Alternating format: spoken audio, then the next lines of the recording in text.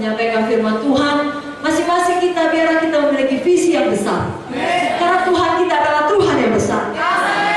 Tuhan menaruhkan dalam hati kita masing-masing visi yang besar tersebut.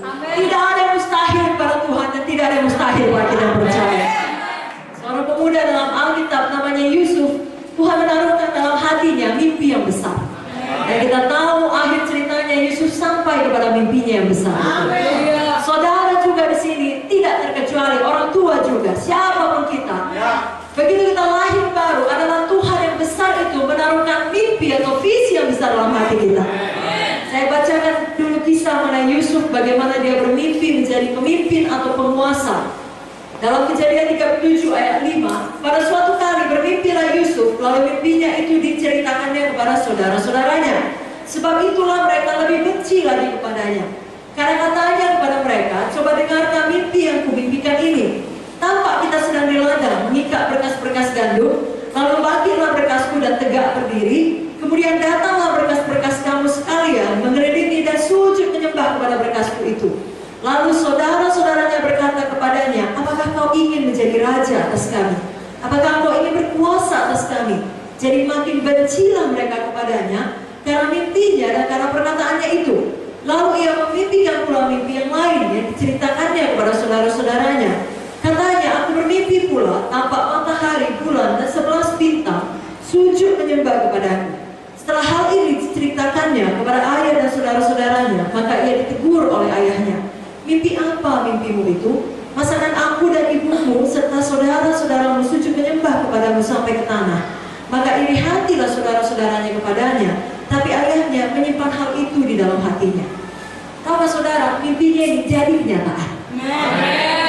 Jadi kalau saudara mendapatkan visi dari Tuhan atau mimpi daripada Tuhan, goal daripada Tuhan, walau orang-orang terdekat saudara yang seharusnya mengerti dan mendukung saudara tidak dapat mengerti, justru makin benci dan iri kepada saudara, maju terus dalam visi yang besar.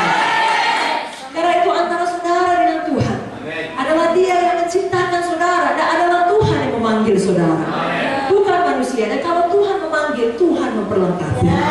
Dan Dia akan membuka jalan di mana manusia manapun tidak dapat menutupnya. Hari ini biarlah kita punya visi besar. Dan kita tahu bahwasanya Tuhan menaruh visi yang besar itu kepada Yusuf menjadi penguasa karena ada maksud Tuhan di balik itu. Bukan sekedar supaya saudara-saudaranya sujud menyembah kepadanya, tidak, tapi supaya Yusuf telah menjadi penyelamat bagi keluarganya, bahkan penyelamat bagi seluruh bangsa Israel, bagi seluruh umat Tuhan. Jadi Tuhan, Dia Alfa dan Omega, Dialah yang awal dan yang akhir. Dia Maha tahu, Dia tahu apa yang akan terjadi di masa yang akan datang. Dan Dia tahu dunia akan dilanda kelaparan, termasuk umatnya bangsa Israel. Dan Dia telah tetapkan, Dia telah pilih, Dia telah panggil Yusuf untuk menyelamatkan bangsanya, termasuk keluarganya dari kelaparan itu. Sebab Dia tanamkan di dalam hatinya sejak muda ada mimpinya menjadi penguasa. Saudara pun Tuhan tahu masa depan kita. Tuhan tahu masa depan saudara.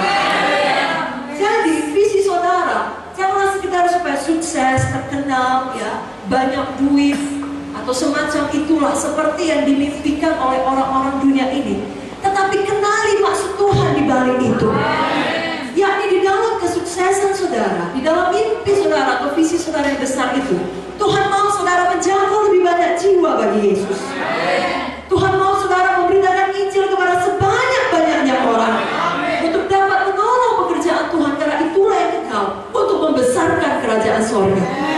Jadi dimanapun Tuhan menempatkan saya dan saudara 5 tahun dari sekarang, 10 tahun dari sekarang, atau sebelum Yesus datang, berapa tahun pun dari sekarang, apakah nanti saudara ditempatkan Tuhan di kantor pemerintahan atau di bidang swasta, atau saudara menjadi businessman, businesswoman, atau sebaliknya saudara menjadi hamba-hamba Tuhan, pendeta-pendeta, dimanapun Tuhan menempatkan saudara, biarlah saudara mengerjakan visinya Tuhan di dalam saudara. Jadi terima visi Tuhan itu. Dan visi Tuhan selalu visi yang besar. Kalau visi Tuhan adalah visi yang kecil, tidak dibutuhkan Tuhan. Justru Dia berikan visi yang besar yang kelihatannya tidak mungkin terjadi. Karena itulah saudara selalu butuh faktor Tuhan dalam hidup saudara. Sama seperti mimpi Yusuf ini, sebenarnya dengan pikiran manusia manusia tidak mungkin terjadi. Itu sebabnya saudara-saudaranya marah, ayahnya pun menegur dia. Kenapa? Karena dia anak yang paling muda. Setelah ada satu lagi yang lebih muda, Benjamin, lahir setelah dia. Tapi selebihnya saudara-saudaranya lebih tua dari dia. Dan menurut hukum atau adat pada waktu itu tidak bisa dia menjadi penguasa pada yang lebih tua. Tapi Tuhan menaruhkan itu di dalam hatinya. Dia sampai bermimpi 2 kali. Lalu dia bagikan. Tapi rupanya orang-orang tidak mengerti. Hanya hal baik dari Yusuf ini, dia percaya mimpi daripada Tuhan. Saudara pun percaya sungguh-sungguh mimpi daripada Tuhan.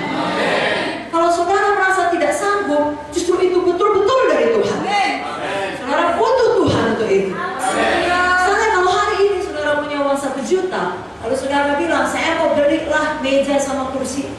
Itu gak perlu visi yang besar. Itu beli aja. Orang uangnya ada. Tapi kalau saudara aja uang 1 juta, kalau saudara punya sesuatu yang membara di dalam hidup, berkata, saya akan bangun satu gereja.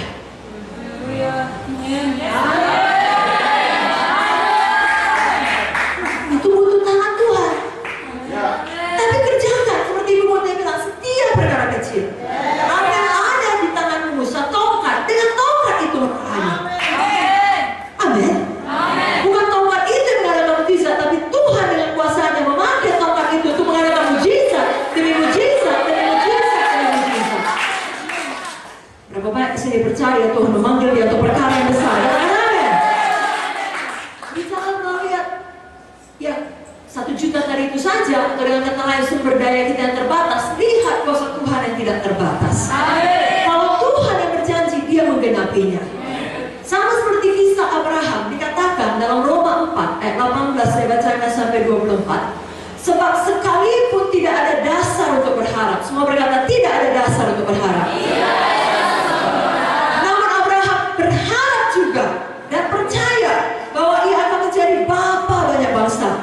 Menurut yang telah difirmankan, demikianlah banyaknya nanti keturunanmu.